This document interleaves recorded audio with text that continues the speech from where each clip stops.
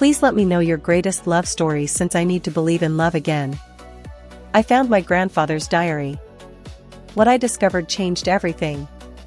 Part 1-inch. A few weeks ago, I was cleaning out my grandmother's attic after she passed away. It was one of those tasks I'd been avoiding, but it had to be done. Sorting through boxes of old family photos, mementos, and forgotten relics was a strange mix of nostalgia and grief. But as I was going through one of the dusty boxes, something caught my eye, a small, leather-bound diary with my grandfather's name on it, Edward. I'd always known bits and pieces about his life, especially his time in World War II, but there was so much about him that remained a mystery.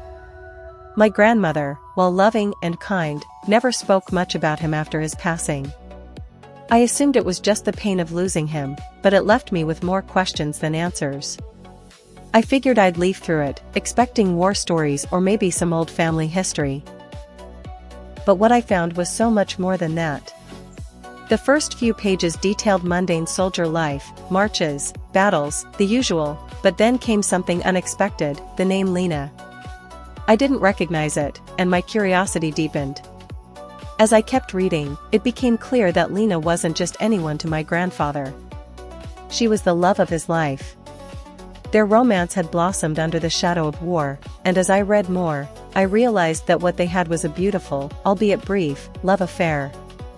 The entries were filled with raw emotions, longing, and desperation. It became apparent that this was a love story my grandfather never got to tell. Lena had been part of his life when he was stationed in France during the war, and it was there that they met. They spent a few months together, months that changed everything for him. But then, without warning, Lena and her family disappeared. There were no answers, no explanations.